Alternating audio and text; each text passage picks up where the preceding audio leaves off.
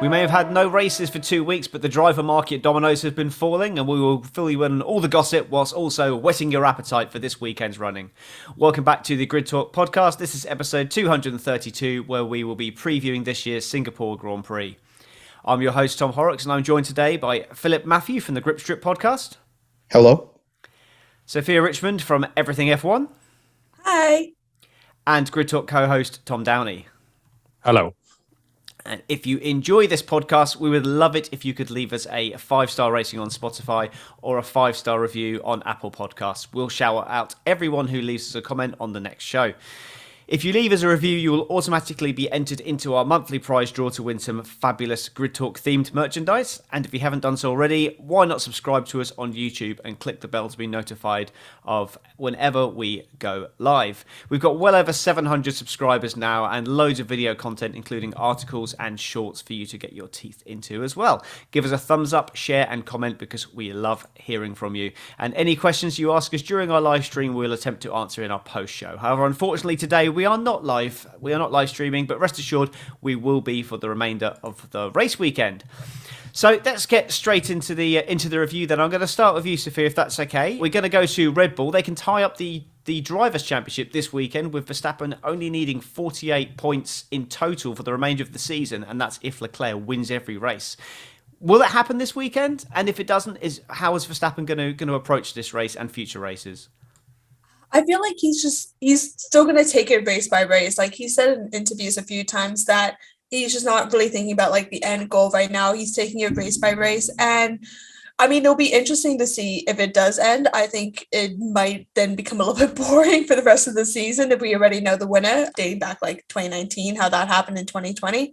But it'll be interesting. I think it could be possible. I'm probably about 65% sure it could happen, given how Ferrari has been over the last couple of races and how sometimes the standings have not been favorable, especially to Charles as well.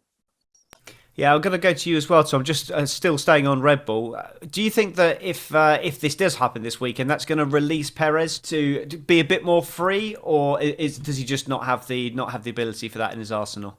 It's a weird one with Perez because if you look at the start of the season and sort of like up to and obviously including Monaco, Perez was arguably the better driver at Red Bull, but I don't know what's changed with like the car's philosophy this year, or you know if he's changing mentality with Max or what. But he's really just become something else this season, as you've seen evidence by his sort of like his wins from further back in the field over the last few races. So I think Red Bull probably will maybe give or sort of.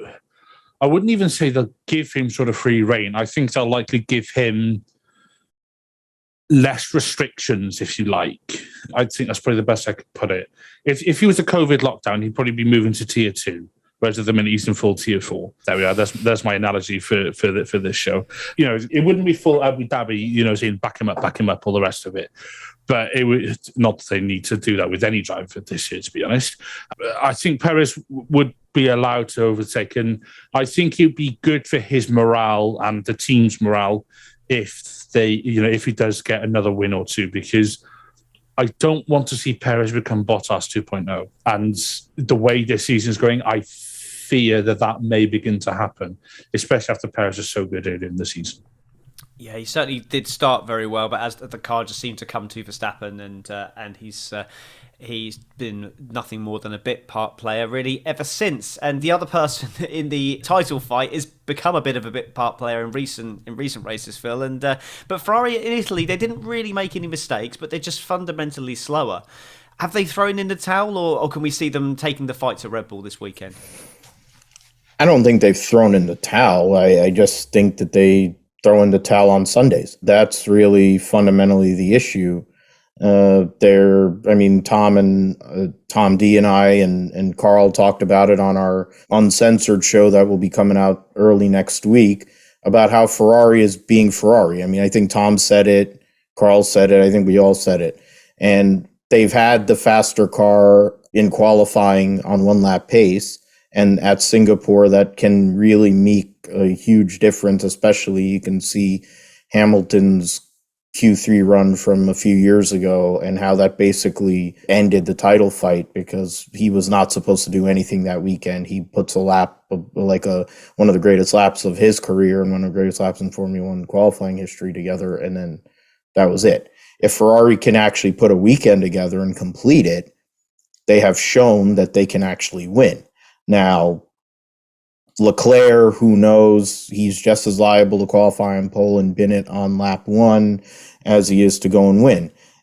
Carlos Sainz has been a lot stronger recently and more steady. I think his Italian Grand Prix performance kind of proved that. I think if he was given the opportunity instead of with the power unit penalties, he might have had, a faint chance to win, very slight. But the notion is Ferrari's in a position right now.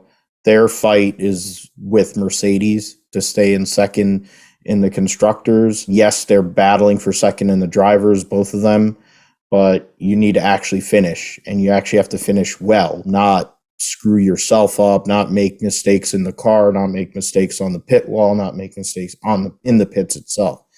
And that's something that Ferrari has been liable to do for most of the year, throwing away essentially 1A or no worse than second fastest car on the grid, the best car that they've had in many years. So I mean, we will see what happens. I think Leclerc is energized. They have this race and they have Suzuka back to back. They want to actually make it look good. This is really the battle that exists now. We already know Max has won the world championship, but who's going to finish second in the world championship? Who's going to finish second in the constructors? And if Charles Leclerc wants to leave the season on a high note, I think he, in his own mind, believes he has to finish second in the world championship. Yeah, Ferrari have definitely designed a championship car, but they haven't really been performing as champions all season. Been a bit of a common trend. But moving on to the current champions, for now at least, anyway, Sophia, 35 points off Ferrari, but still in a fundamentally slower package. Do you think the specifics of this circuit could suit the Silver Arrows over the Ferraris this weekend? It's definitely hard to say because given how it's been previously, it's been Ferrari dominated. I think with Mercedes, it will, I think, more so go to how George and Hamilton will be. If we look at going back to how Miami was with the straights, George was doing quite well, even with the porpoising issue. And I think it might be good for maybe hopefully both of the drivers. I'm not expecting too much. I mean, I don't think there's going to be any kind of new upgrades coming into Singapore. But given as well, we have not been in Singapore since 2019. And at that time, George was in a Williams. I mean, obviously, it was the same as last year. I think skill might come into play. I think it's more suited maybe more to Hamilton. But I do think because of how well George has been doing so well this season, I think he will also give a run for the money. I will see probably maybe both drivers being in the top 10, hopefully in the points, maybe top 6 even as well.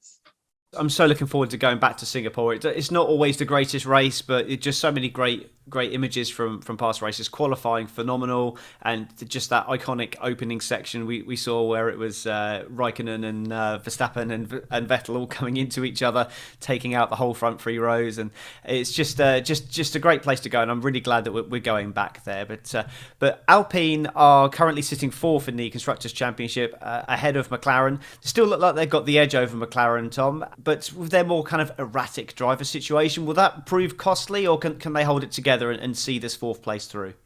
I think in terms of the car's pace, they will see it through. He says. He sounds really convinced. I sound really convinced, don't I? If you look at the pace of the Alpine, certainly for one lap, and then race pace as well, provided they get on the right tyres, which has been a good topic for all teams this year, and not going to sort of dive into that too much. Yeah, Alpine, I think they'll hold ahead of McLaren. I think they've got probably enough of a sort of advantage over them. Granted, it's not, it's not like leaps and bounds ahead, but their car is quick enough, and Ocon is doing more than enough of a job on his own, I'd say. Alonso will still be Alonso. He'll still be in good drives for the rest of it. I don't think he'll spite the team. He could be 17 and still come back to Team Enstone, let's be fair. He's been back there enough times. I think that the main weak link in the McLaren Alpine fight is Danny Rick. Not going to go in on him because I've done it enough times, but he's just not. I just don't think that he's gonna be able to sort of keep up enough points. Certainly not in Singapore, because Singapore's very similar to Monaco, and you got lapped by Lando in Monaco. So, good, mate. I don't. I think Alpine are going to hold the advantage over McLaren. I don't see that changing. Yeah. Now, who do you think's going to be the second driver there? Just your opinion, really. Well, at Alpine. Yeah. Oh, good life. I don't know. Anyone else want to chime in on that one? Gasly. I would say Gasly, probably. I would say Gasly, but he and Ocon hate each other, so. Apparently, they said that they're fine, but it could be a media PR stunt. That's 100% media PR. They're also. Well, I'm not going to go there because it will offend us, a whole entire country if I say what I was about to say. But the fact is, but with that team, they're trying to take that step forward. You want somebody who is younger, has been through the ringer, instead of Jack Doohan, who is very raw. That's going to go and cancel my point on Williams here in a little bit, and even Haas for that matter, but they're not as good of a team as Alpine. They want to have the French, they want all the thing. I think Gasly for a couple of years has been that guy that they've been looking for, and they kept on canceling it with Plan. Then he decided he wanted to get paid by Lawrence Stroll in blood money, so God bless him. So now he gets to go and drive in the back with Lance, so in those Aston Martins. So when it comes to Gasly, at least getting out of the Red Bull cluster that it is outside of Max Verstappen, I think he would immediately become better, just in general. And I think we might see a little bit even more out of him, kind of similar to what he was doing prior to this year when they made a bad car. But I think he would be freer, and that might make him even a better driver. I can't see, though, AlphaTauri having a rookie or somebody like one of the F2 drivers. No offense to them, because they are doing quite well, but I can't see a Yuki and an F2 driver pairing for AlphaTauri, because that's going to be costly in the nicest way possible. So I think still try to keep Gasly as much as possible, and maybe with Alpine kind of rectify, maybe sorting for other things. But I can't see a rookie coming into AlphaTauri next season, though. Yeah, I think the situation there is that Red Bull would need to have a viable replacement, and the talk is that Nick de Vries may well be in line for that seat. I personally can't see that, but you never know. Stranger things have happened. But moving on to McLaren then, I'll throw this one to you, Phil. Ricciardo did show signs of improvement at the Italian Grand Prix, but still through fate or whatever, he still ended up drawing a blank. Now that his fate is sealed, are we going to see an improvement and a two-pronged attack on Alpine, or is it just a losing battle? For him, it's a losing battle. The talk now is, are you going to take a year away? Are you going to go and take a lesser seat? Are you going to go and drive for, Pitbull and Justin Marks in Project 91? Is he going to drive for AJ Foyt in an IndyCar instead of go Tiffy? How many different things are they going to ask him? The reality of the world is he has been outmatched, and I read it somewhere, one of these websites. It's like a former Formula One driver. It's like he hasn't forgotten how to drive a race car. It's just he has not fundamentally been able to figure out the McLaren and work within this team. He worked just fine with the Enstone team, and they built something where at the second year he got the team principal to put a tattoo on his derriere or wherever he put it. Now he can't even get out of Q1, and in turn, it's a big part of why they're not going to finish fourth in constructors. I would like to see it. I'm a fan of his, and I find it disappointing how this has gone down, like how his career's kind of like cratered in a sense.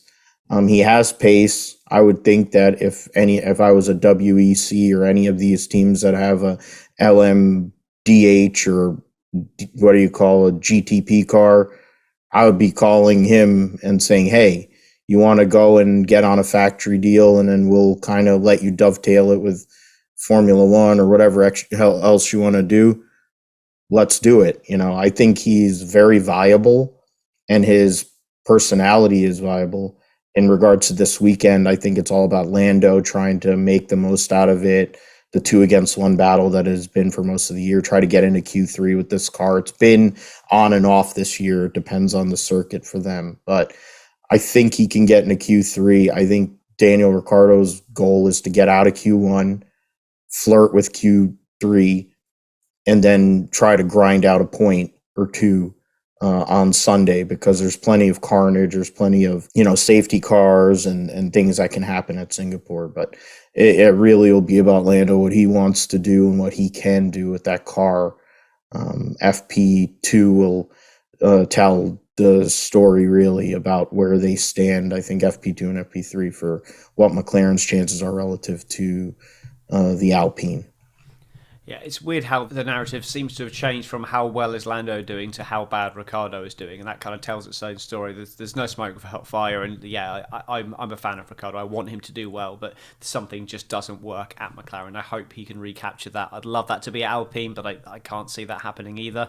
And it doesn't look like it will be at Alfa Romeo either, the next team we're going to be talking about, as they seem to be floundering a little bit at the moment, Sophie. I mean, it was points last time out for Zhou, which did end a no points run since Canada for both drivers, but will we see them pushing on in the final 6 races, or have they switched development off now? I think they're still going to push, but they're not going to push as hard because they've kind of dipped off given that they've had so many DNFs by the engine. I think they're going to push as much as possible, but they're not going to over push it because they're not fighting for anything. Like, they know they're not going to be the bottom team. They know they're not going to win. They're just going to be mid. And given how Alpha has been this season, they are doing quite well given last season and previous seasons and such. So I think just being steady in 6th, maybe I don't see them coming 5th, but just staying in the middle, I think is quite good. They do have an announcement coming up on the 27th. I think I saw it on Instagram for it. And I think it is Zhou's contract re-signing. They would be stupid not to get rid of him, because I've said this on multiple podcasts with you guys. Like, he is probably one of the better drivers, like, in his rookie year that we've had for a while. He is deserving of the seat. If it wasn't for his 3 DNFs that he would have had a lot more points for Alfa Romeo, because every time he's DNF'd, he was in points running. He's becoming such a good driver, and he's actually one of my favorite drivers this season. I'm hoping that stays. Obviously, we know Bottas is staying, signed a multi-year. But yeah, I don't know, we can expect double points next weekend, but I think maybe one of them, or like both of them, like in 11th and 12th. I think it's probably like the good spot for Alpha for the rest of the season, is to finish kind of fighting maybe with the bottom points just outside of it. Yeah, I think you're probably right with that announcement about his contract, but that is where our opinions on Zhou do differ from that point on. That's where my opinion ends. That's the same as yours, but we won't get into that now. I've a very, very different opinion of that. But yeah, I think enough to stay ahead of Haas. They're not going to catch McLaren, but that's enough to say that Haas is kind of all they really need now. But Haas, no points in the last 5 races for them. And the early shine has definitely gone from their season, Tom. And rumours that they've turned off their development do appear to be true. Can they hold on to 7th, given that they're only 1 point clear of Alpha? I'd say so, yeah. I think it will be mainly due to K-Mag. I think Mick Schumacher's days are numbered, let's be fair. I don't really think he's done enough. Given they had such a promising start to the season, with that P5 in Bahrain with K-Mag, and then, granted, they've not had much luck with reliability, the same as Alfa Romeo, because ever since that Ferrari upgrade sort of circa Barcelona time came in, the engines just started chewing themselves left, right, and centre. Whether it was a ICU or an MGUH, MGUK, hydraulics, whatever, they just kept dying. And then obviously, Sainz's engine turned into barbecue in Austria. Even that aside, there were enough opportunities where Haas could have got more points. They were in good position, so they're using qualifying. It's like Canada. Let's not forget they locked out the 3rd row, or the 4th row. Sorry, they really were best for the rest in Canada. And they were there on merit as well, not because of a load of engine penalties or what have you. The only engine penalty that race was Leclerc, ironically. They came into this season looking so promising, because after last year where they said they weren't going to develop the car at all. And then it's not really worked out this season. It has a bit because obviously they've got points, they've had some good quality results, some good race results, and they're not languishing at the very bottom of the table. That's reserved for Williams still, and Aston Martin that. But they had the potential to do a lot more, and I think if they'd have had someone in that second seat who could perhaps get some better results, they would, or they could have been higher up constructors by now, because I'd say offhand, there were 3 opportunities where Mick should have got points and just, either fell out the points or I'm not counting retirements because mechanical retirements, because that's not fair. That's outside of his control. But, there were plenty of opportunities where he could have finished in the points, even if it was a point or 2 points. It was I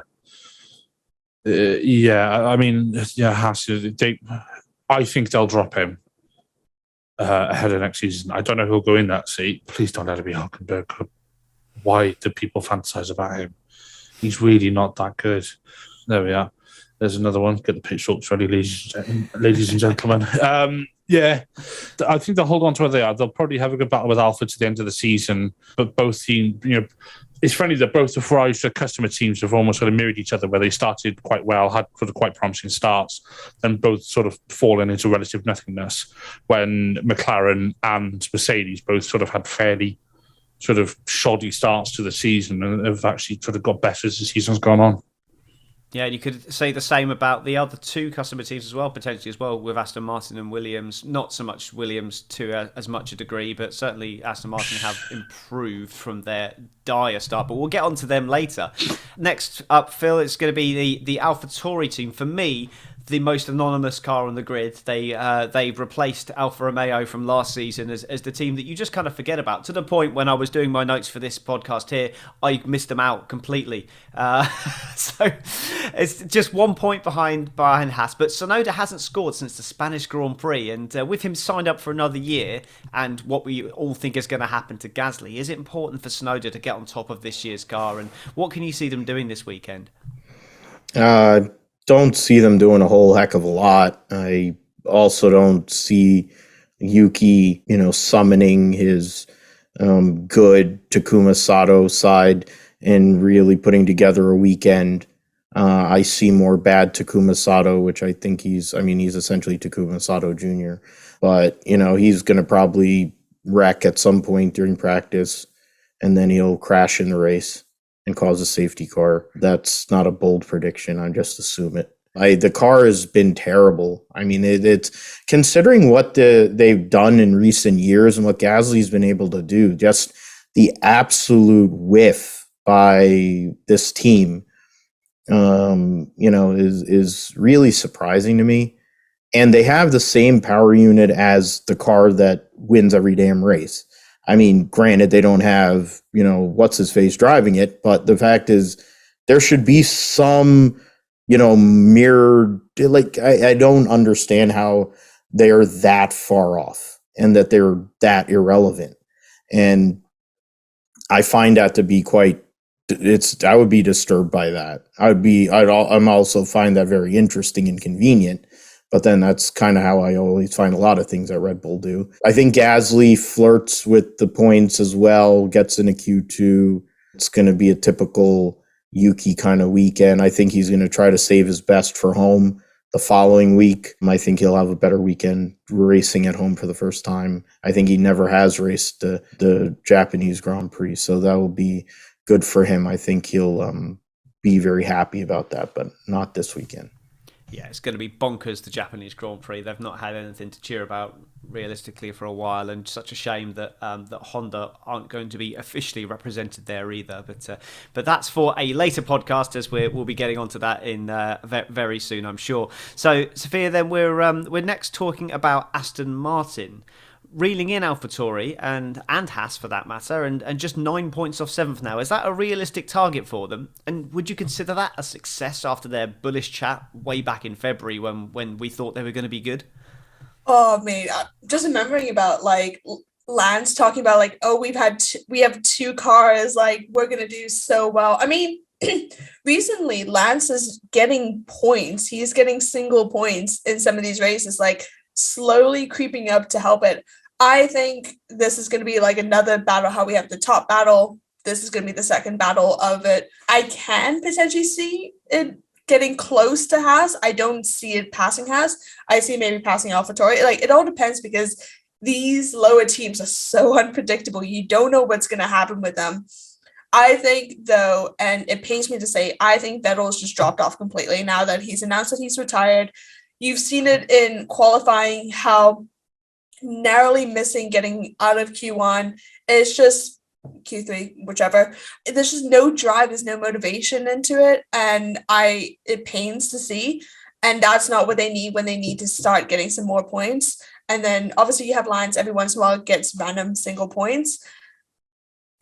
It might be a far shot. I can maybe see them getting close to Haas and AlphaTauri, but like I am not entirely sure if they will go 7th, maybe 8th if we're lucky. If AlphaTauri still has bad moments with Yuki spinning, or Gasly a turn 1 incident, because that's been consistent most of the season, minus 2 races, I think, where we've not heard Gasly's name in contact with another driver at turn 1. I think as well, they're going to I think rumor has it that Felipe Drugovich might be getting a free practice as well at some point now that he's announced to be part of the Aston Martin Driver Academy, which is a brand new instance as well. It's going to be interesting to see. But it's so unpredictable, these lower teams now. But I'm hopefully thinking, given that it's Singapore, though, we've not raced in a while. Vettel won, obviously, in a different car, but he did win last time we raced. Can we see him in points? I think that'll probably be the best thing to ever see, given it is obviously his last time racing in Singapore and there's good memories of Singapore to an extent sometimes for Vettel, some highs and lows.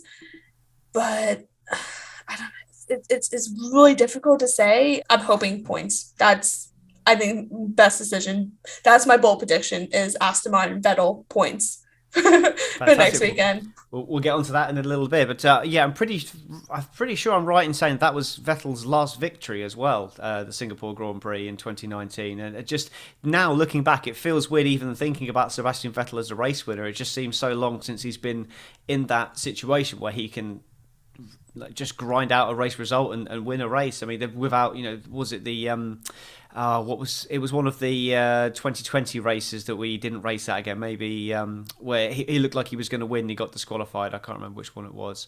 If it was Ferrari, it was Hungary. It definitely wasn't 2020. Yeah, no, it was Hungary. Apart from that one there, when he got disqualified post race, I was convinced he was going to win that race, but someone who definitely isn't going to win the race is going to be in the blue cars at the back then, Tom. No Latifi from the end of this year, and potentially not even any Albon this weekend. Who's going to be in the car, and what are we expected to see from them this weekend? Is this departure of the pay driver strategy of theirs, is that a statement of intent as well for next year, given that it's pretty much a given they're going to be finishing last this year?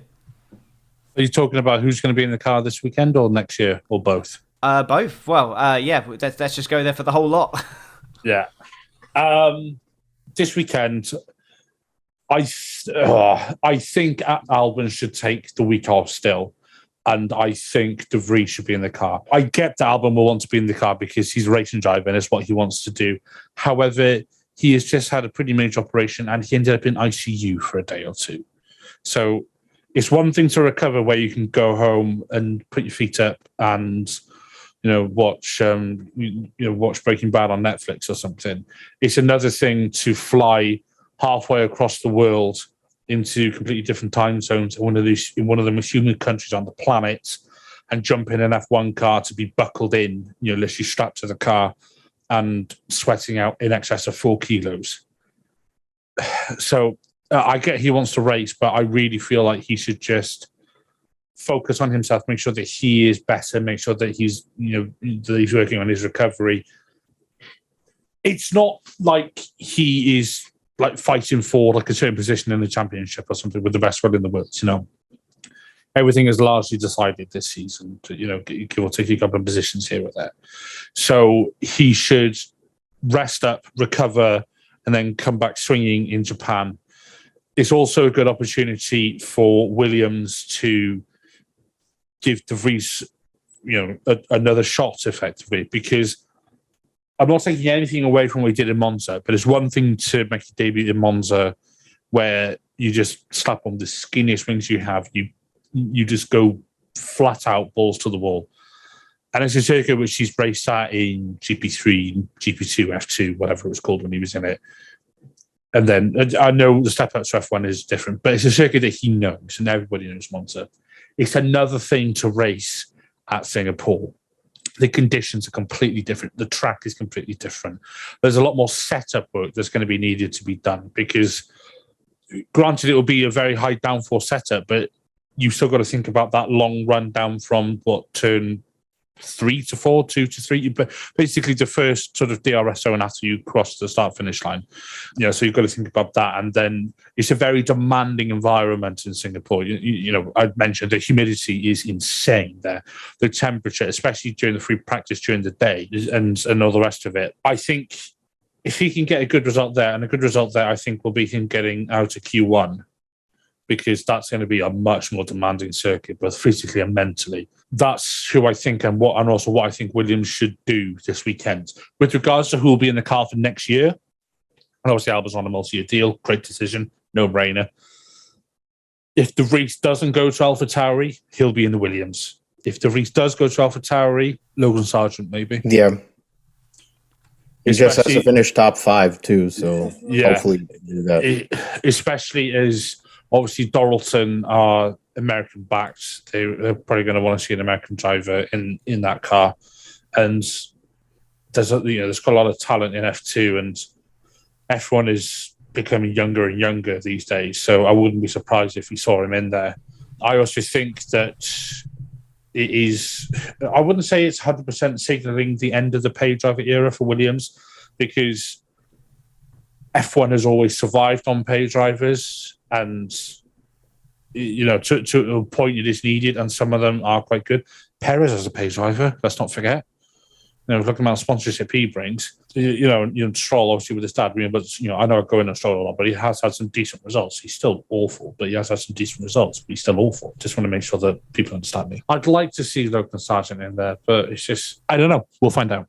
Yeah, lot to unpack there, but I think there is a difference for me between a pay driver and a driver that brings backing. There's someone who is there purely because they have money, and then there's someone there who is backed because they have talent. And I don't think it will ever get the backed because they have talent, but the pure, buy the best equipment, get in the best car, plow through the junior series, and then get into F1 because you have a lot of money. I think those days may potentially be coming to an end. I'm hoping so anyway. So, so that's it for the teams. I'd love to hear some predictions from you guys now. Then, so I'll start with you, Phil.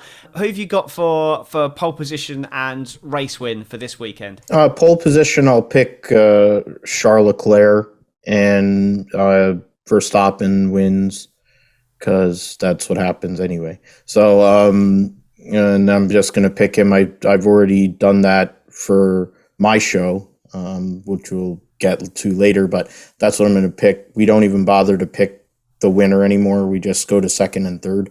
So, get closer to that eventual world championship, but if he doesn't lock it up on Sunday at Singapore, he will at Suzuka, which would be interesting with all the history there, with world championships being locked up there. So Max Verstappen wins, Charles Leclerc for the pole. Okay, and Sophia? I think it's going to be a double Max. I think Max for pole and Max for P1.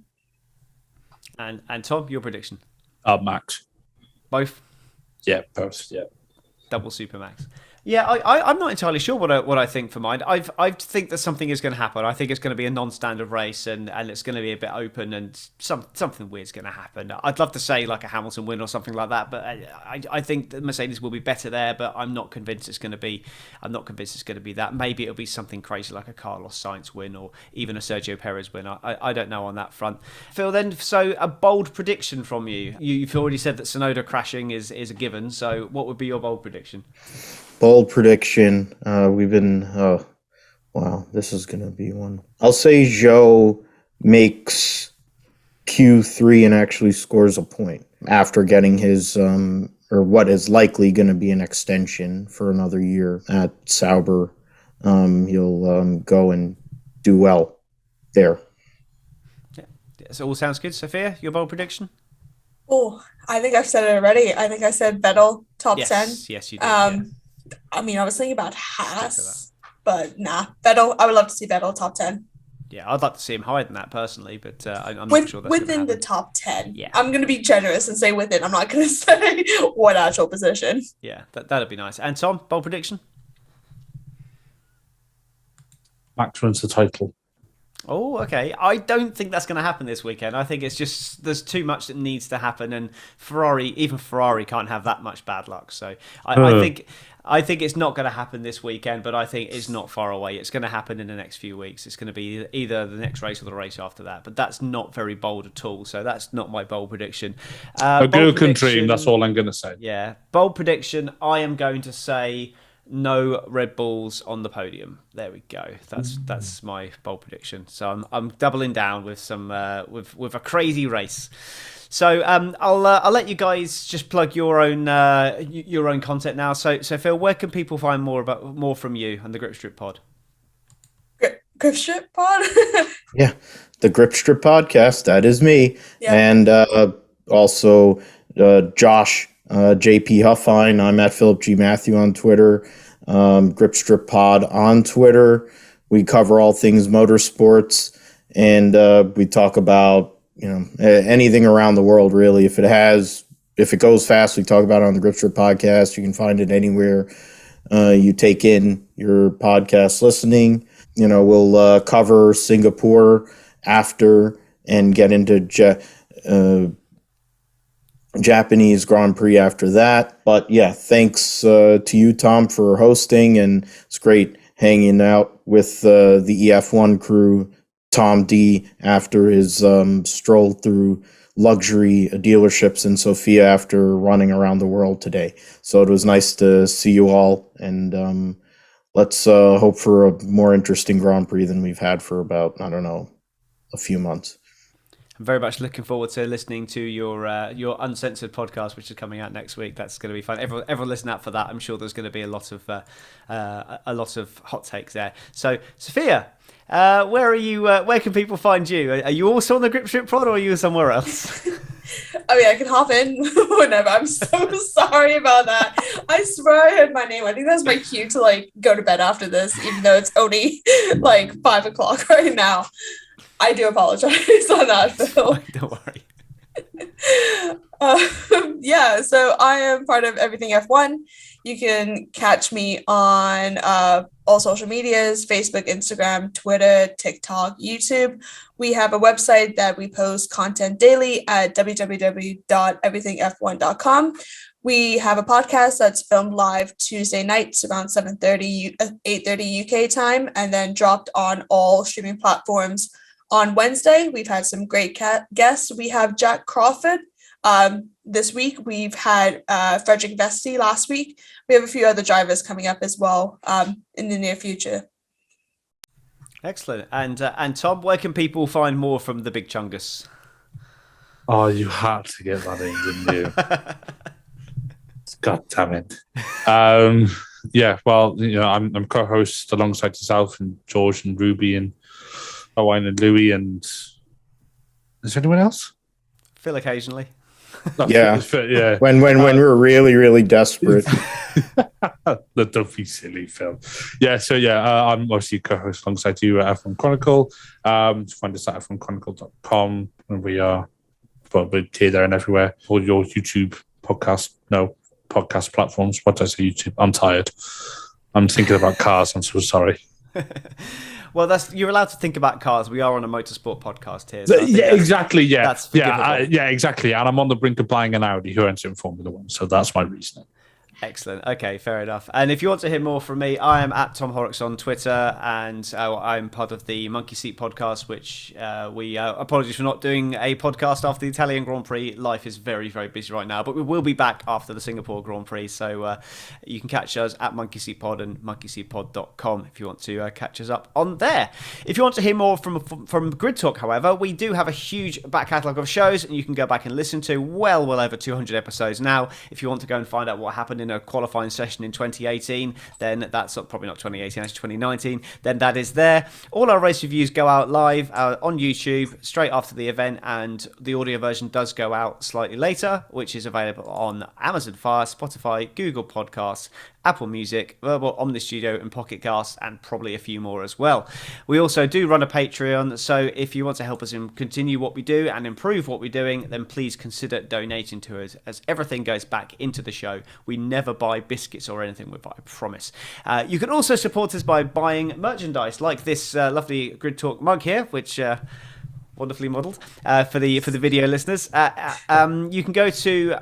I've even lost the website now, f1chronicle.com/store if you want to get hold of any Grid Talk merchandise. We will be back after qualifying this weekend, and cannot wait to see you all then. Goodbye.